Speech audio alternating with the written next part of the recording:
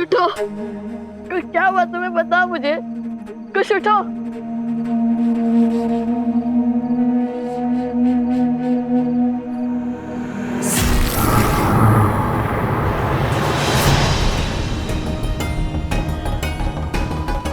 ये क्या? शेर के पंजे से। ये अवश्य कोई मायावी शक्ति है और उसका विष कुश के शरीर को पीड़ा दे रहा है।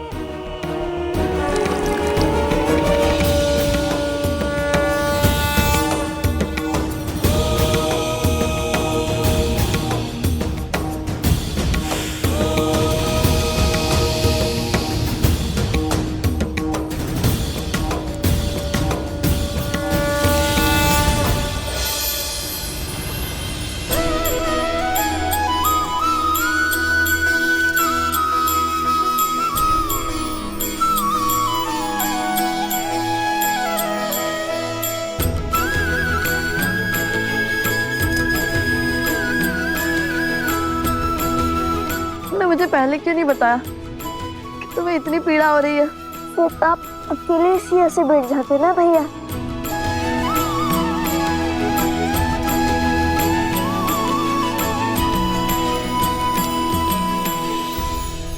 धन्यवाद गुरुवर, किंतु ये घाव ठीक तो हो जाएंगे ना?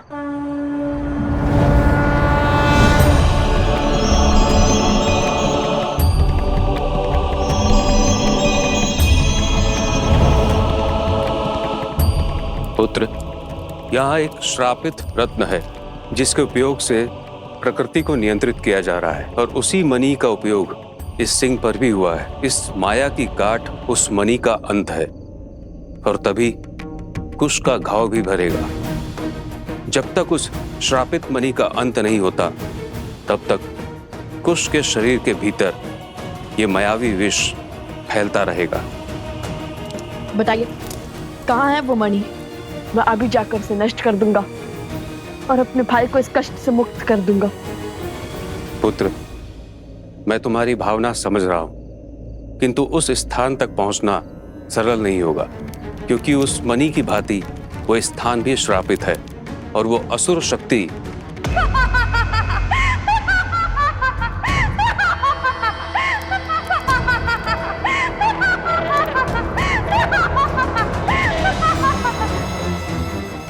शक्ति अर्थात मैं इन लोगों को यहाँ तक कभी नहीं पहुँचने दूंगी। और यदि वो इस पद पर पहुँच भी गए तो केवल कुश क्या, तुम्हारी मृत्यु भी निश्चित है। देखना, एक दिन तुम्हें इसका मूल्य चुकाना होगा। मेरे भाई को इस दशा में पहुंचाने का तुम्हें पछतावा होगा।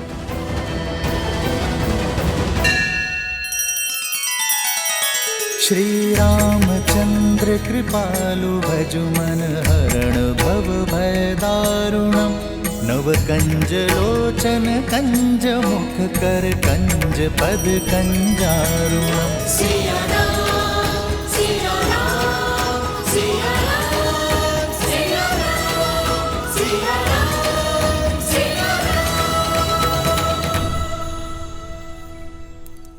हमारे पास कितना समय गुरुवर?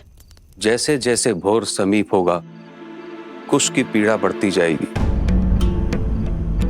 और जैसे ही सूर्य की पहली किरण कुश के घाव पर पड़ेगी वो जल उठेगा और फिर मैं एक पैर के भीतर लौटूंगा।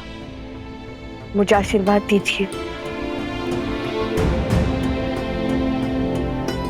आशीर्वाद दे ऋषिवर।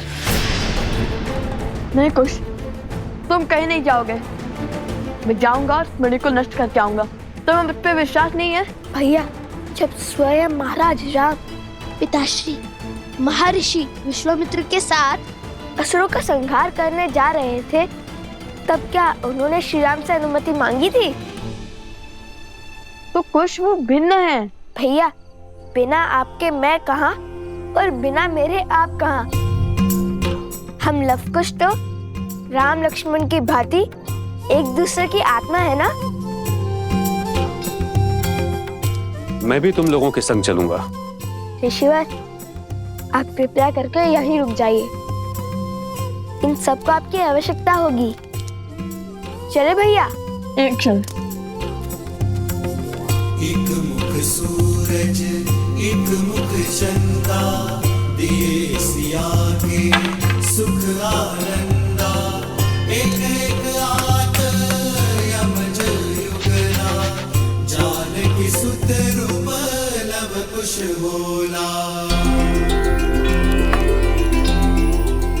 अरे एक लकड़ी से इतने विशालकाय सिंह का सामना कैसे करेंगे हम? सोमकर्ण, माता सीता ने तो एक तिनके से रावण जैसे पापी को स्वयं से दूर रखा था, तो हमारे पास तो पूरी लकड़ी है।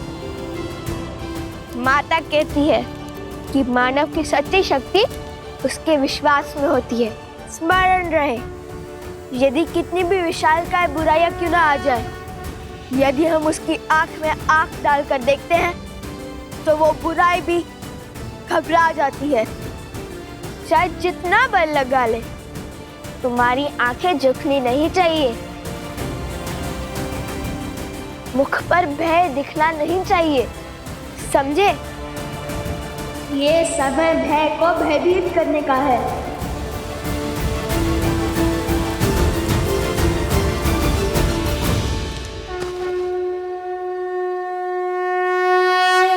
विजयी भव।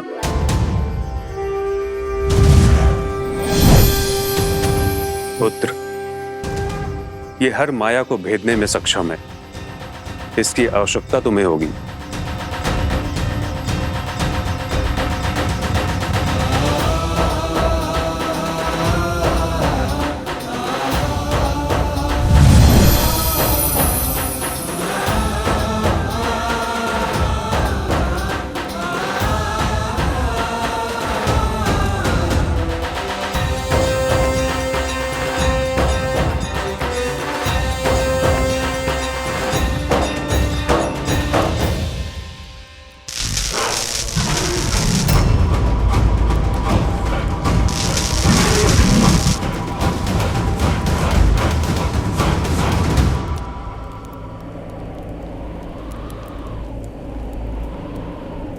गुरुवर ने कहा था कि हमें ध्रुव तारे के पीछे चलते जाना है, और उससे 5 कोस दूर हमें एक घना वट वृक्ष मिलेगा।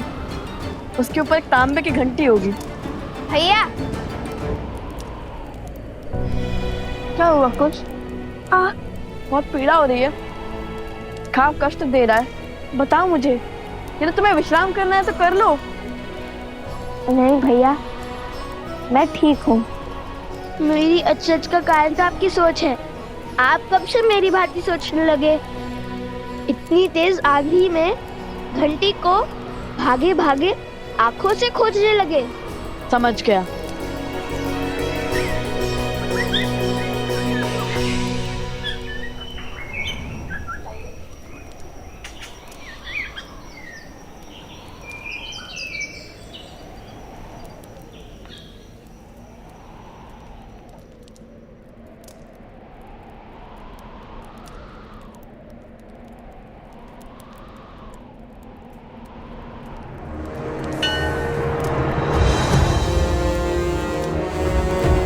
वहां उस ओर।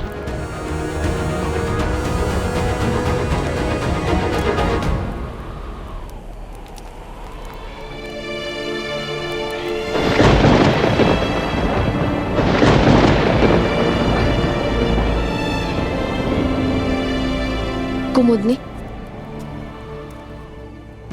सोमकर्ण, अवत्सरा, प्रसूता, कोई नहीं लौटा अब तक? नहीं देवी। अच्छा, आते ही होंगे, किंतु इतना समय तो नहीं लगना चाहिए था। और प्रकृति भी कितनी रौद्र रूप में है। मेरा मन घबरा रहा है अब तो। आप कैसे कर लेती हैं ऐसा? अपनी संतान के लिए तो हर कोई चिंतित होता है, किंतु आप सभी के लिए इतना व्यथित कैसे हो जाती हैं? अपने केवल रक्त से नहीं, मोह के बंधन से और स्मृतियों के बंधन से भी तो बनते हैं ना कुमुदनी। अवश्य, अभी चिंता त्याग दीजिए, वो बस आते ही होंगे।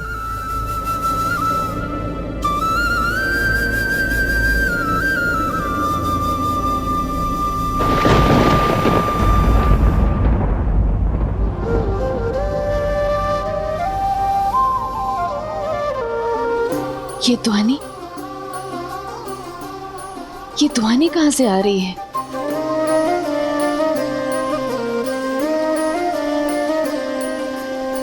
मिथिला में शिव का धनुष भयंकर, जिसे ना हिला सका कोई धुरंधर।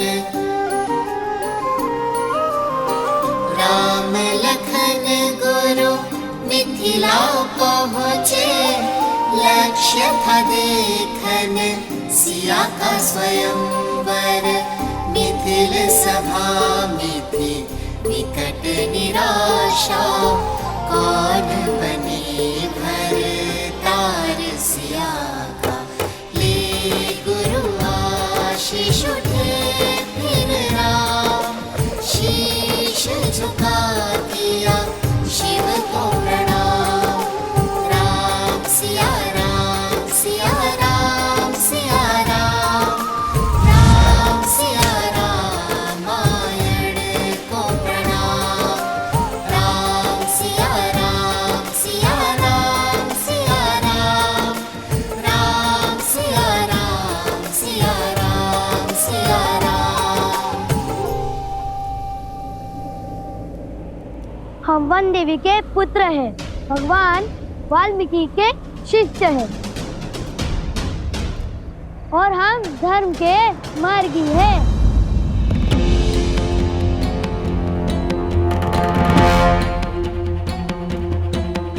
चटुकन, तुम रामायण कथा का गायन लवकुश की भांति अभ्यास क्यों कर रहे हो?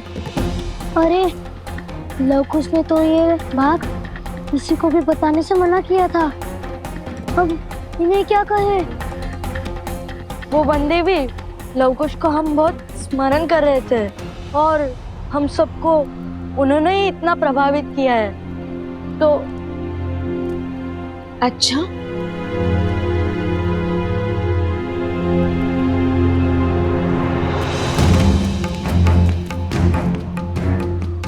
असत्य का दंड जानते हो ना? नहीं नहीं, हमें दंड मत दीजिए। तो फिर सत्य बताओ। वो लवकुश ने कहा है कि आपकी कथा का मंचन करना है। जब आपने अयोध्या छोड़ दी थी तब का भाग संसार के सामने भी लाना है। अयोध्या में मेरी कहानी कहने का क्या उद्देश्य होगा? क्या अर्थ है इसका? वो दोनों करना क्या चाहते हैं?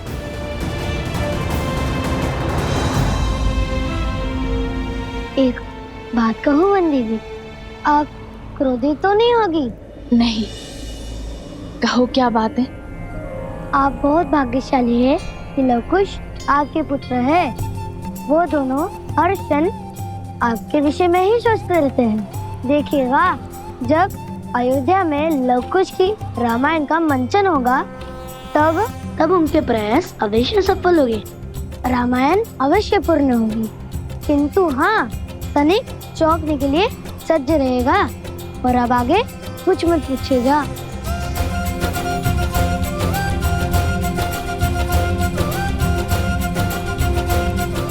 सदा उनके इन्हीं प्रयासों से तो चिंतित रहती हूँ मैं।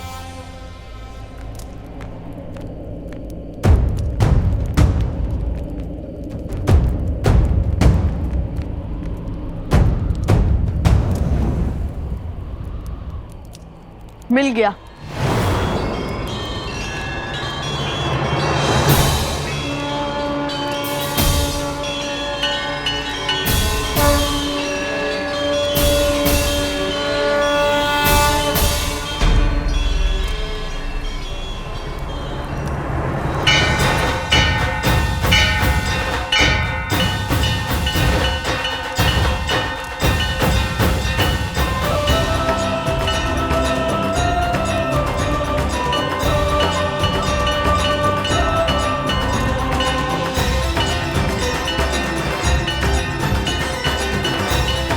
चलो, इस घंटी को ढूंढने की चिंता तो हल हुई।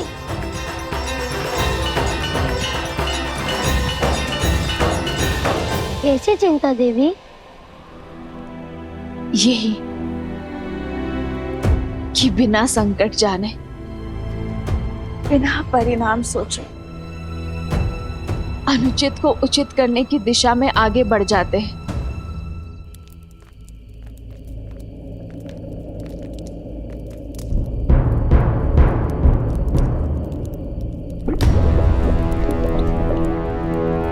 भैया, हमें बस एक सेतु खोजना है जो हमें पर्वत के उस ओर जैन शिरन मंदिर तक पहुंचा दे, जैसा गुरुवर ने बताया था।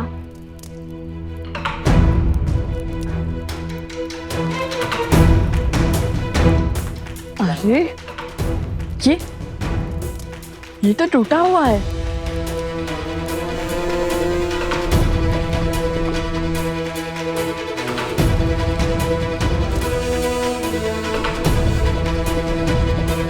भैया, वो विशाल वृक्ष सेतु का कार्य कर सकता है।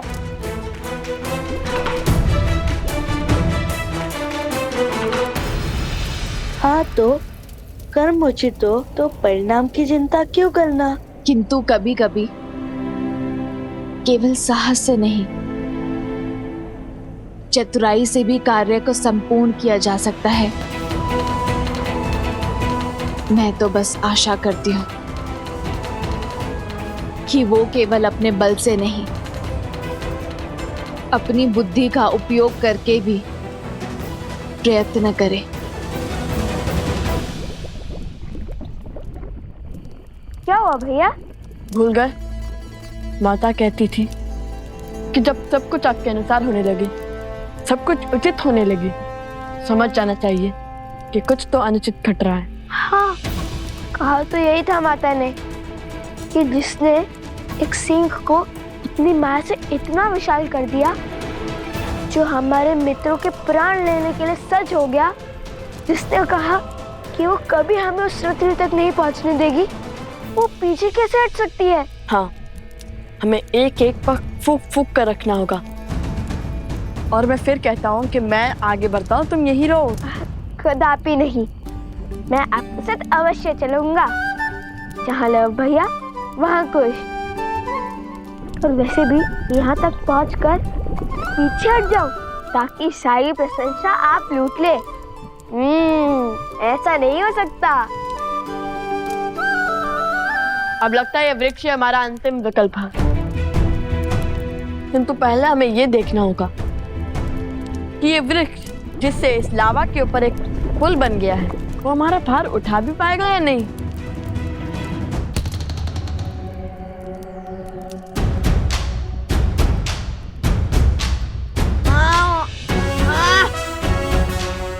नहीं कुश,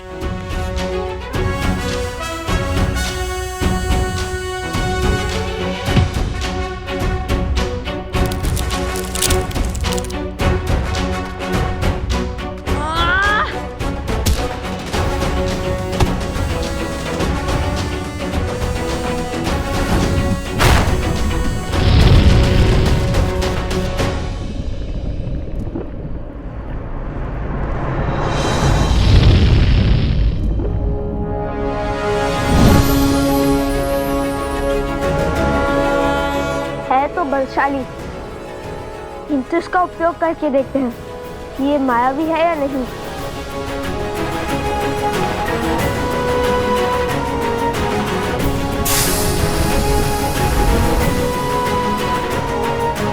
चलो, माया के प्रभाव से भी दूर है ये।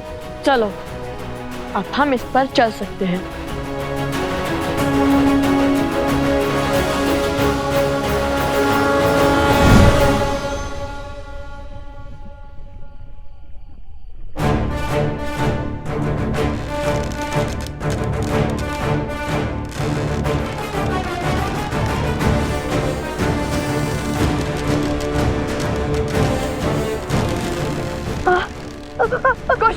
कुश।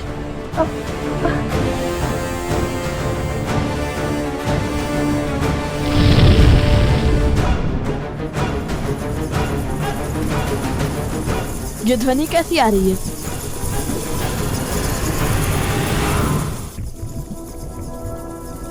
ये क्या है?